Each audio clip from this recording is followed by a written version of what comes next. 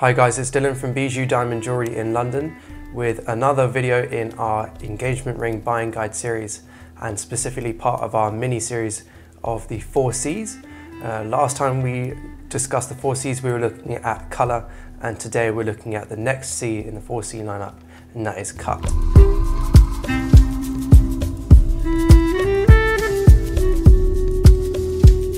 Okay, so cut is quite often overlooked as one of the 4 C's and factors when buying a diamond.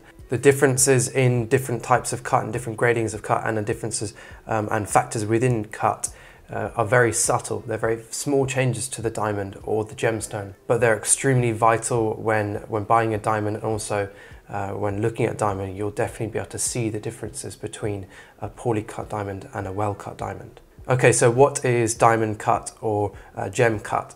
Well, some people think about cut as shapes, so round cut, oval cut, emerald cut.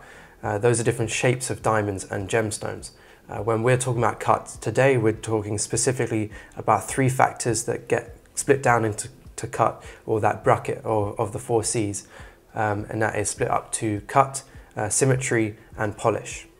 Now, cut itself as a factor when buying diamonds or grading diamonds is actually only applicable to round diamonds, and I'll come on to that a little bit later on. So with all diamonds across the board, you'll always have factors or grading factors for symmetry and polish. Okay, so similar to the video I did on colour for the 4 C's, let's go back to the diamond as a piece of rough. So when it's mined out of the mine and taken from the earth. So colour and clarity and fluorescence, they're all determined by the atmosphere at that time and the molecular makeup, atomic makeup of the actual diamond. Whereas cut is actually determined by factors after the diamond is mined. It's actually determined by the artisan that actually cuts the diamond, so the diamond cutter. So it's very different. It's not a natural part of the grading scale. It's actually a man-made factor within that diamond, or for that diamond. So why do we cut diamonds? Why don't we just take them out of the earth and set them in a ring as they are? Well, if you look at a piece of rough diamond, which I'll show you on the screen now, it's not the most attractive, especially raw diamond where it's not been separated from the rest of the rocks. But a clean piece of rough is not as attractive as a cut diamond. And really that is because the raw piece of rough diamond doesn't return light as well as a cut piece of diamond does.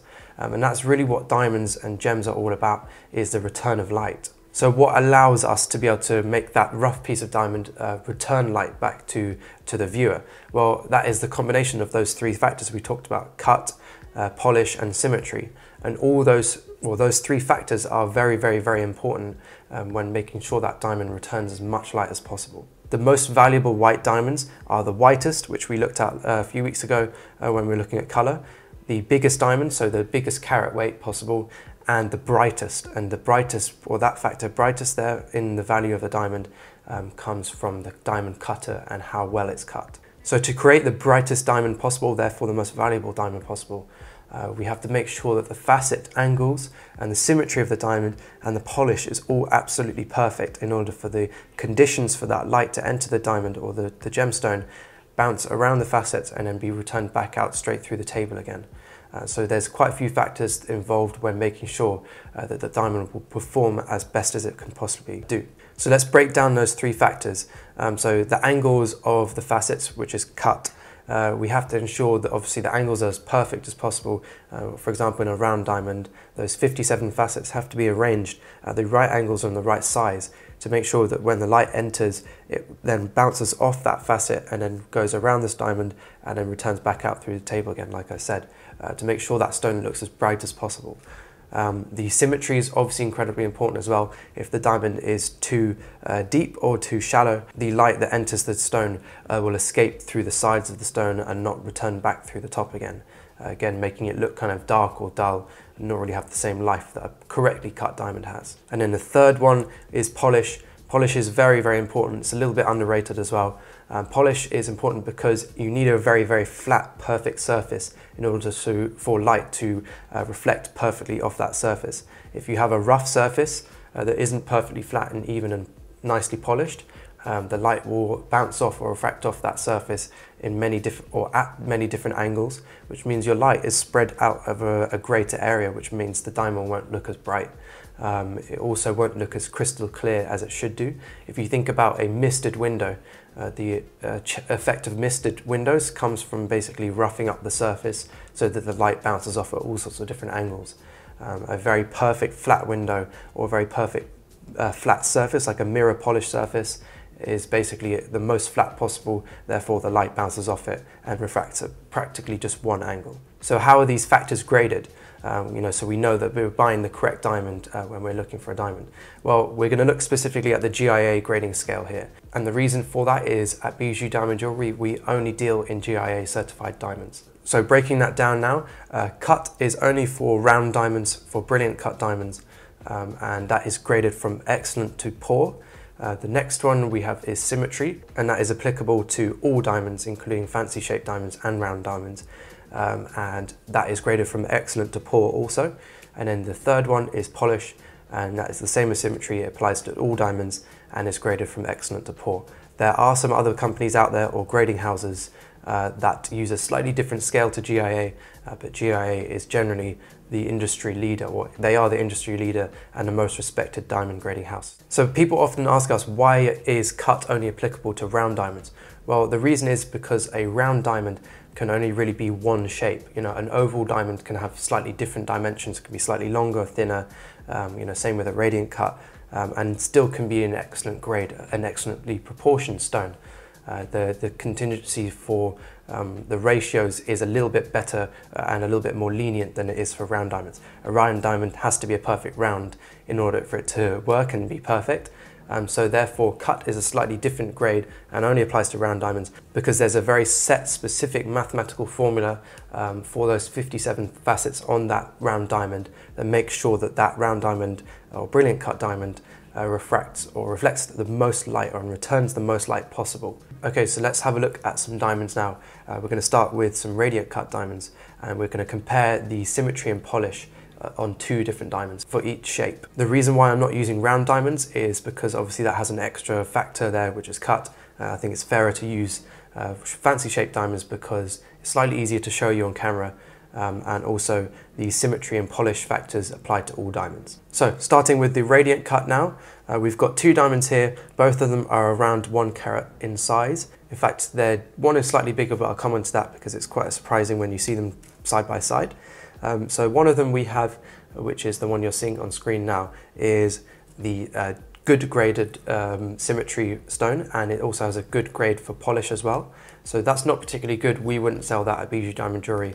It's kind of the lower end of grading in terms of polish and symmetry. And now on the screen I'm showing you our second radiant cut diamond, which has a polish grade of excellent and a symmetry grade of very good.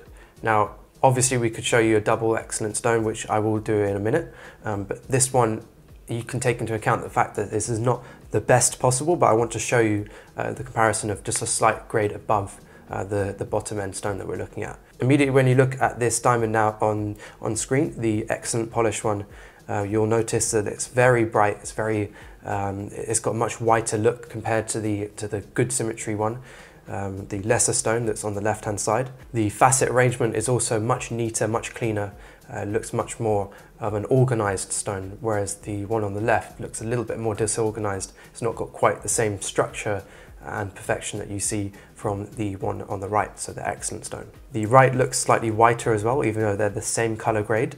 That's purely because it just returns so much more light. It just has the appearance and kind of tricks your brain into making it think it's much whiter. The right one also looks larger, even though it's actually slightly smaller. So the one on the right, the better stone, is 90 points, so 0.9 carats, and the one on the left is exactly 1 carat. So you can see that the one on the right does look much larger, even though it is smaller. And that is because the dimensions, even though they're very good on the scale, they are much better than the good dimensions or symmetry that we see on the one on the left. And if I turn the one on the left on the side now, you can see that it's actually quite fat. A lot of the weight or carat weight went to the depth of the stone, and because of that we're losing light out the sides of the diamond. That's why it looks a little bit darker than the brighter stone on the right. And then finally, looking at the one on the right, we can see as we move them, twinkling them side to side, you can see that the one on the right, the excellent stone, has much more fire and sparkle and scintillation. You can see kind of a spectrum of light coming off it. It twinkles much more, it's just a much more attractive diamond. And then moving on now to the oval cut diamonds that I have for you. On the left hand side we have a stone that is graded with a polish grade of very good and a symmetry grade of good. And then on the right hand side we have an oval cut that is graded excellent, so excellent symmetry and excellent polish. Immediately you can tell the difference between the two of these. The good symmetry one on the left hand side is definitely not as bright. Again, same kind of story that we see from the radiant cuts that we looked at a second ago. It's definitely not as bright. It doesn't have kind of the same whiteness to it. It doesn't, even though they're again the same color grade, the one on the right actually appears much brighter and whiter. One thing you will notice about these two though is that the one on the left appears much longer. Well, it is actually much longer than the one on the right hand side, but that is why it has been deemed a good symmetry, a lower end symmetry, because the symmetry of the diamond is too long. It's not the perfect ratio in order to return the most light possible. The one on the right obviously achieved an excellent symmetry grade, which is the highest grade possible from GIA, which means it's a brilliantly cut diamond. So that's why it looks much better. Even though it looks slightly smaller in terms of proportions, because of that length on the other one, it is a much better proportioned diamond. And these are both the exact same carat weight as well. Probably the biggest thing you'll notice about these two is how that excellent grade stone that we see on the right hand side is just so sparkly. It's got incredible fire and scintillation. It's just a really pretty, attractive stone.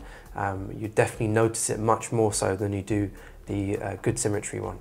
Definitely that's something to think about, is the difference here on screen now that you can see between these two, and then also remembering that the radiant cuts we just looked at, how much of a difference you can see when you move them side to side, and their presence actually when you set them in a ring becomes even more obvious. Okay, so why on earth is a better cut, so an excellent cut diamond, more valuable and more sought after and why is it even better than a poorer cut diamond? So the reasons, there's a few reasons behind it. Probably one of the main reasons is there's much greater skill required to cut a diamond with excellent cut grade for a round diamond, excellent polish and excellent symmetry. It's a very rare skill, and to be able to find someone not only that can cut diamonds but to cut it to the best level possible, that automatically makes that diamond worth quite a lot of money. And an important thing to realize there, and which is kind of the second factor, is that you're getting the absolute maximum possible out of that diamond, that piece of rough. By cutting it with an excellent cut grade, excellent polish, excellent symmetry, you've made the absolute most out of the diamond possible. You're going to get the most life, the most light, the most sparkle, the most scintillation. The diamond is truly going to come to life to the absolute best of its ability, which obviously adds great value to that diamond. The next thing is kind of the most obvious, and that is that it's the most attractive to the eye. Simply when you look to two of them side by side, like the ovals that we looked at, the excellent graded oval on the right hand side that we saw is just simply much more attractive. It would grab much more attention because it is so much prettier, so much more unique. The life cut that comes off that diamond is really special, and excellently cut diamonds are few and far between. Most jewelers don't really deal in XXX or XX stones because it carries much more of a premium over a standard cut or a lower grade cut diamond. Which brings me on to what I would recommend. Well, actually cut is probably one of my favorite factors when talking about the 4 Cs. I think it's an incredible thing, diamond cutters, and what they can do. And so for that reason, it's something that I personally always prioritize, and I always tell our clients to prioritize cut if you can do it. If your budget can stretch to be able to look at a XXX diamond, if you're looking at round diamonds, or a XX diamond, so a double excellent diamond for a fancy cut, then definitely try and push your budget that way, because you won't regret it. It'd be a much more special diamond than if you went for just a standard or lower end grade cut. Something very important that I always explain to people, and really that summarizes this video to try and emphasize the importance of a well cut diamond, is we could take a piece of rough that is flawless and we could cut it quite poorly, and we could take a piece of rough that is perhaps a G or H color and maybe Si3 clarity, so quite poor clarity and not the whitest of white color. But if we cut that with an excellent grade, so XXX diamond if we're looking at rounds, and we compared those two, even though that D flawless rough is worth a lot of money, the diamond that would come from that, if it wasn't cut correctly, would look pretty poor and nowhere near as special as the excellently cut diamond that we used with our HSI3 piece of rough. So to summarize, color and clarity are very important, but cut really is what brings a diamond to life. Thanks guys for watching. Let us know in the comments if you enjoyed this video.